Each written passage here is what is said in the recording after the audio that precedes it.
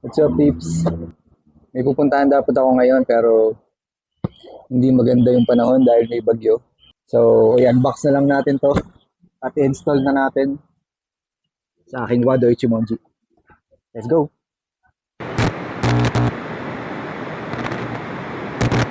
Actually, na-unbox ko na to.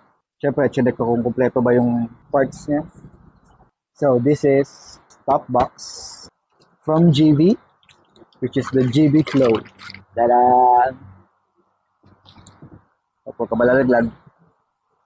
Tatabi ko lang yung box. So, nandito yung mga parts niya sa loob. So, nandito yung base plate. Manual, again, hindi binabasa.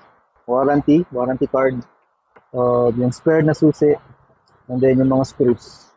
So, set aside ko muna yung box kasi yung base plate muna yung ilalagay natin. So, unlike any other top box, yung GV, wala siyang kasamang W bracket. So, yun, kailangan yung bilhin separately. So, ganito yung W brackets. Para sa shaped as W.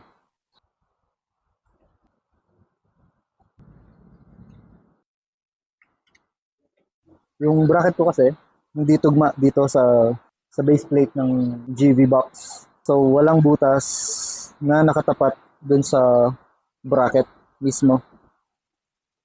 So, dito papasok yung paggamit ng W bracket.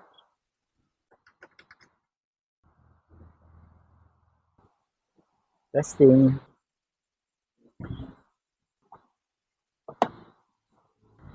Wow! So, yung Fazio ko is more than 1 year na sa akin. At di naman talaga naging big deal sa akin yung underseat compartment. Kasi kung napupuno ko yung underseat compartment, meron naman akong gulay board na napakalapad. Magdadala lang ako ng extra bag or eco bag or plastic. Sasabit ko lang sa carabiner hook.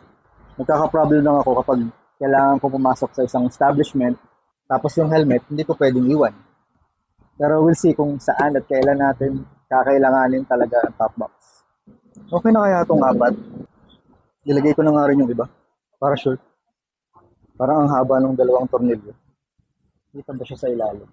Kita eh. Dapat pinutulan. Putulan kaya natin. Yun, hindi na siya kita. Nice.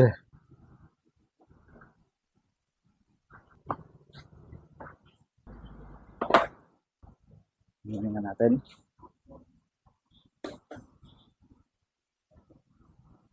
Yeah. So that's my installation of my GB pop box. Ganun muna kayo. Peace. I'm out.